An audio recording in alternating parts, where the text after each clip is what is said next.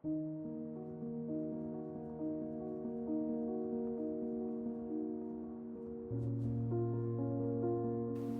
what's going on, everyone? This is Mike Kollin at MikeKollin.com.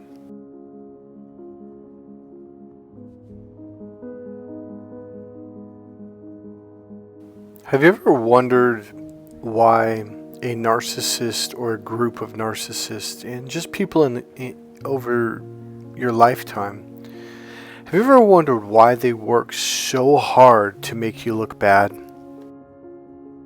I mean, the games they play, the tricks they do, they try to set you up, they purposely physically hit you, attack you, throw things at you over and over, and they'll do it for years. Because they're trying to provoke you. They'll use their flying monkeys, friends, they'll do all kinds of things. So the question is, why do they work so hard to make you look bad?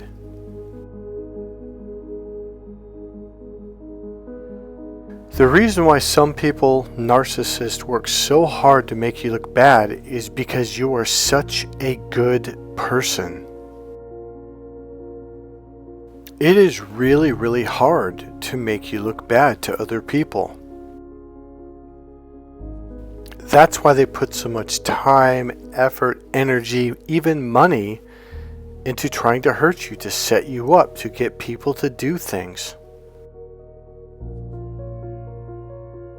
And what ends up happening time and time again, people just look at this person and they're like, what's your problem? Like, why are you doing all this stuff to them? Like, what did they do? Even their own flying monkeys start looking at them going, oh, this person's got issues. Ultimately, they really show the truth. You're a really good person. Perfect? No, maybe not. But really good? Yeah, you're a really, really good person. My brothers and sisters, they would pull my hair, slap me, kick me, punch me, hit me with baseball bats, hammers, stabbed me multiple times. I mean, I could go on literally for hours telling you all the stuff they'd done to me. And I remember when I was 19 or 20 years old, they did one thing, and I finally verbally stood up for myself and I raised my voice. And I remember them going, see, you are a bad person. And I'm like, what are you talking about? You act like you've been trying to get me to do something like this for years. Like, and my younger sister goes, we've been doing everything we could to push you, to get you to do something bad. And I go, this is it? This is all I have to do for you to be convinced that I'm a bad person? Because I didn't even yell at them. I just raised my voice. I stood up and I was like, don't do this to me. It was like the first time I verbally stood up to defend myself. And they were so desperate, they would cling and grab onto anything or make anything up. But you know what? Deep down inside, they know that you're a really, really good person. They know that they pushed you. They know that they pulled you. They know that they hit you, slapped you, played mind games, turned people against you. Like, they're very aware. And here's how I know.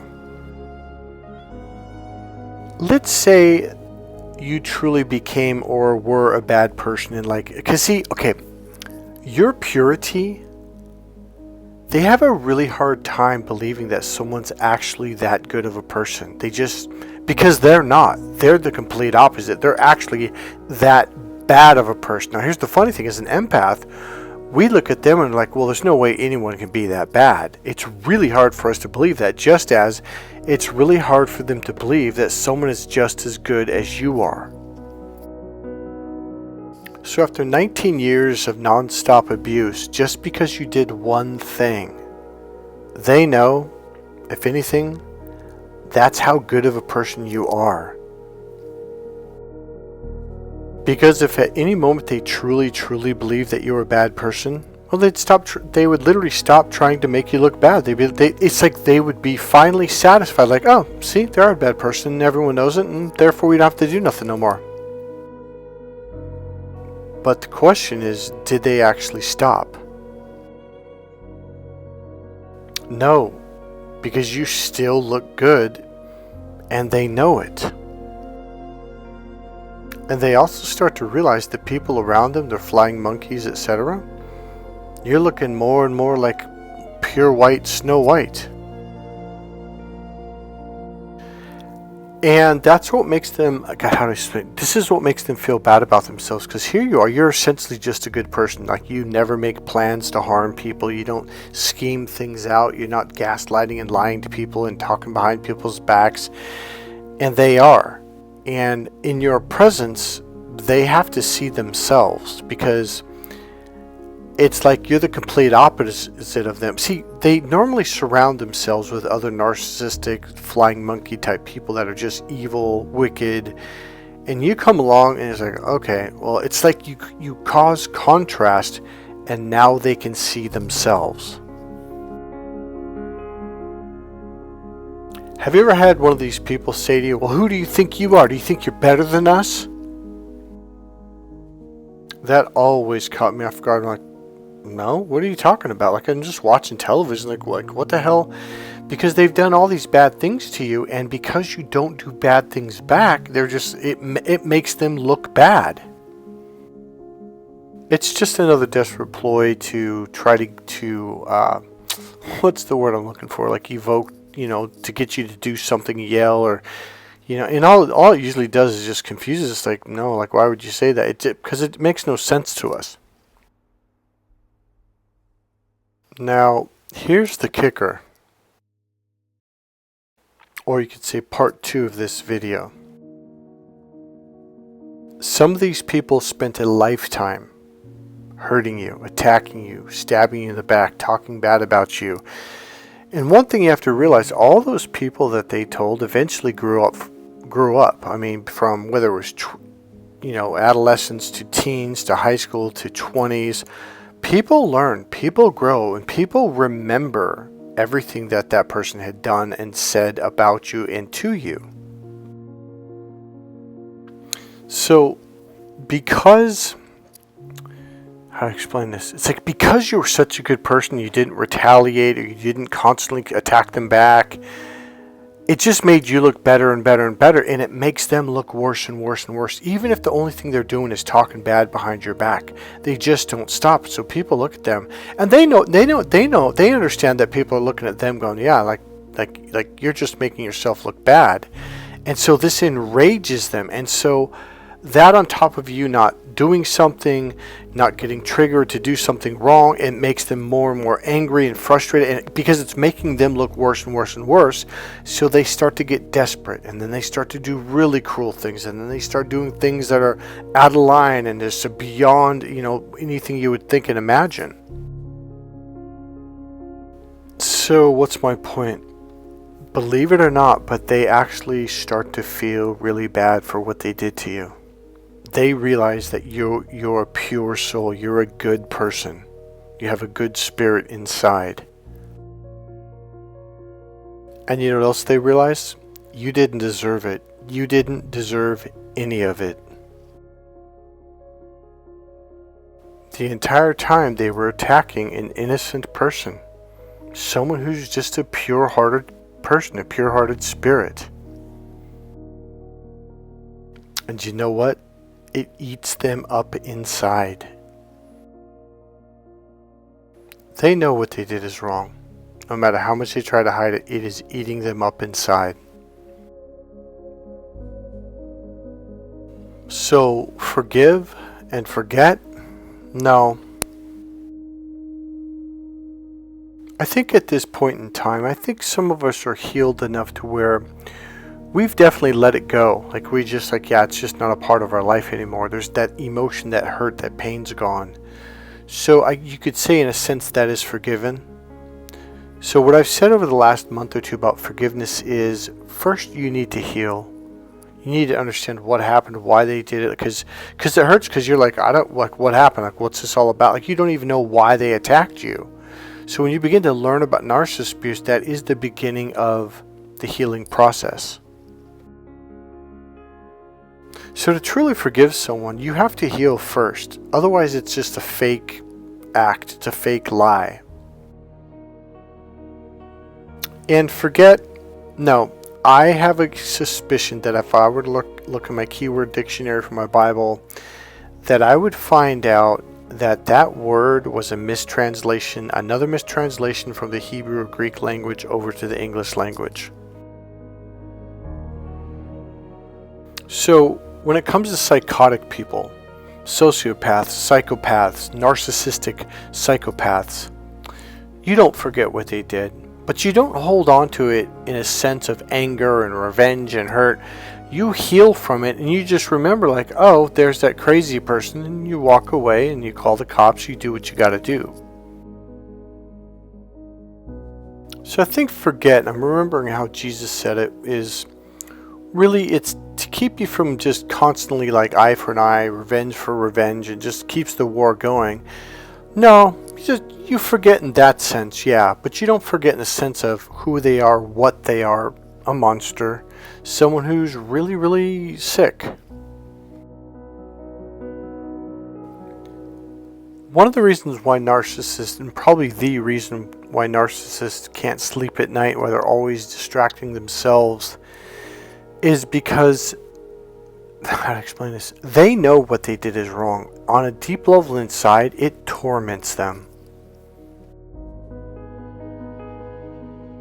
The worst part about it, they also know that you didn't deserve it, and that's what tears them apart. You gotta understand, like during the day, they can keep themselves busy, they can go to work, they can play on the computer, they can go, and a lot of them will go on to multiple dating sites and talk to different people.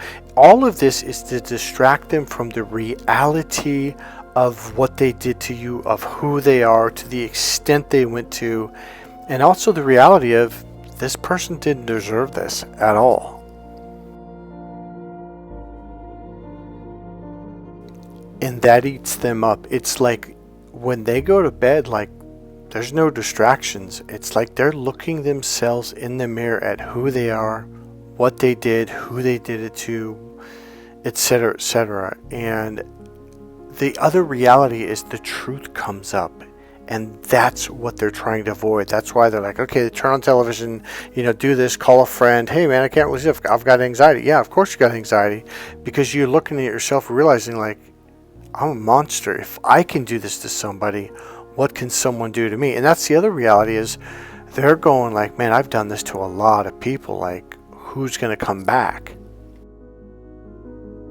They have that fear. Like, is one of their fathers or older brothers going to knock on my door one day? It's like they can see the light in you. They can see the love in you. They can see the heart. They can see that you're an open person, like they want to be but can't. And they also see how much they've tormented you. They also look at the situation in reverse. What if they were in the position that you were in? Would they have forgiven you as much as you've forgiven them? Would they have been as kind? Or would they have been as kind to you as you have been to them?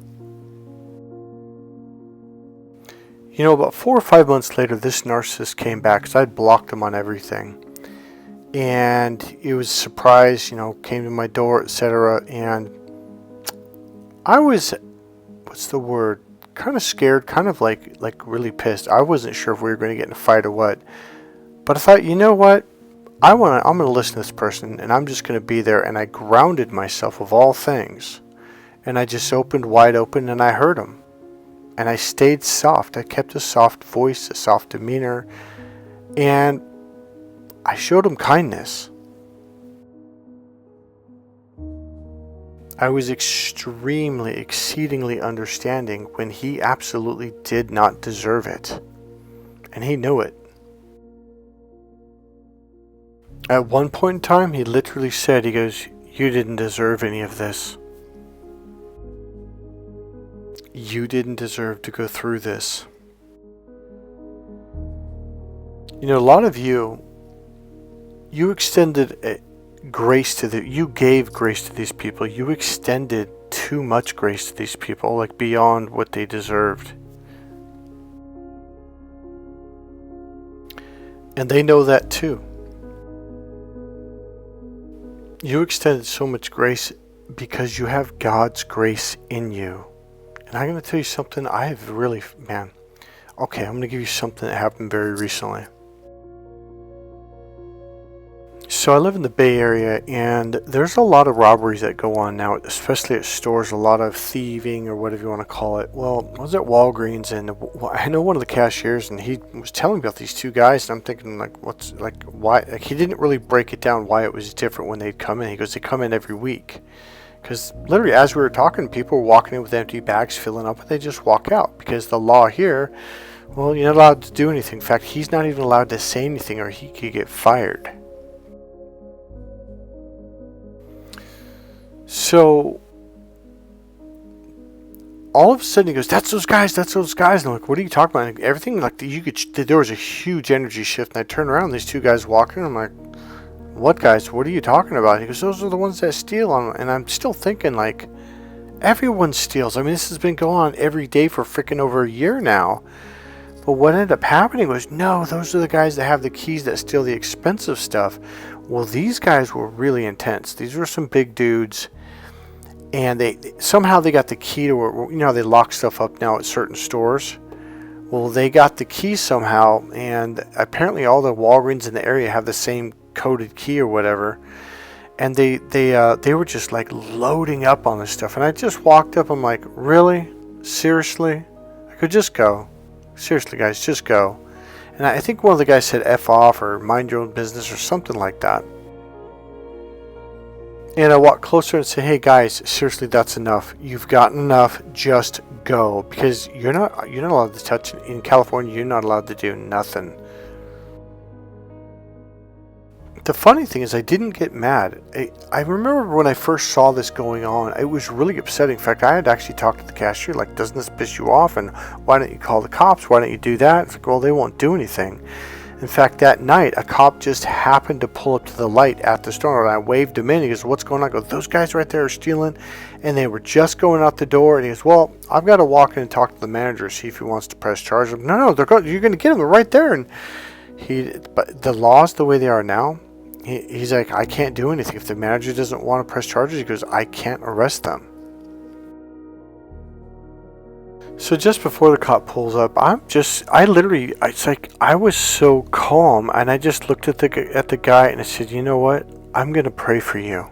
And I meant that sincerely. Like, normally I wouldn't have meant that, but I did.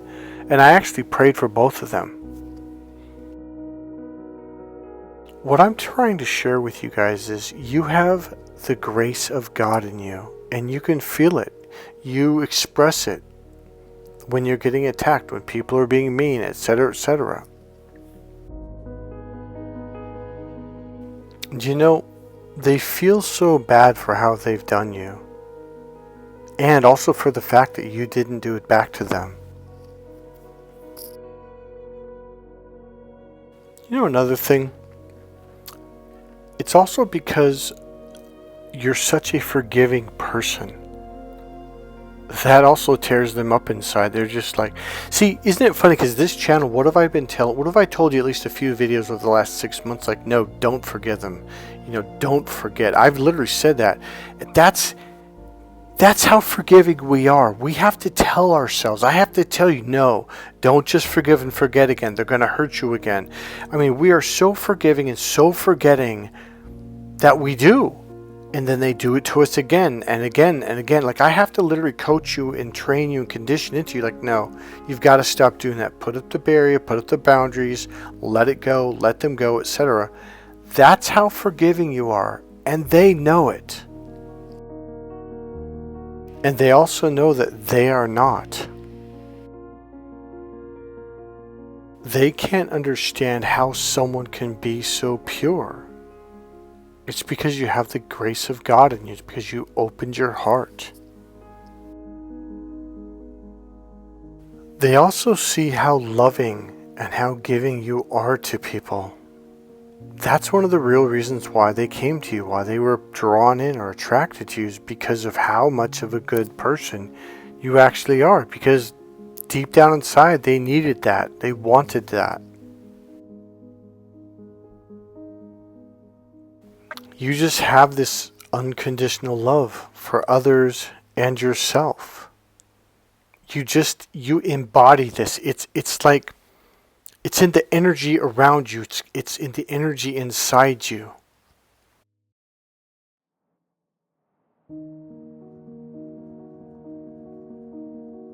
And I think another thing I want to say is you are an angel. You are an angel on earth. You're an earth angel. And they see it. They know it.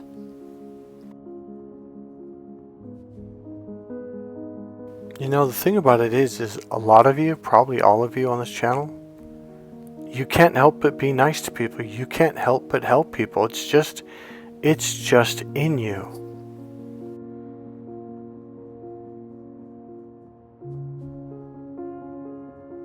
So, the reason to and the answer to why do narcissists and people work so hard to make you look bad?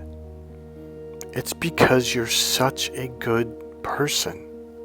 It's really, really hard to make you look bad. And they know it. Not only do they know it, but their flying monkeys, the people that they've talked to, the people around you, they know it too. They can see it. Otherwise, they wouldn't waste any time on you.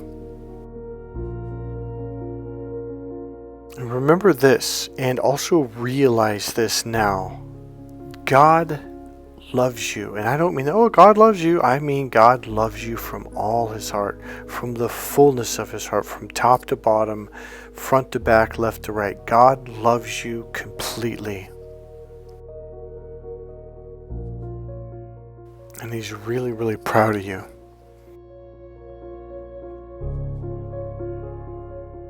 And you know what? I'm proud of you too. I really am. You guys have come a long, long ways in this journey.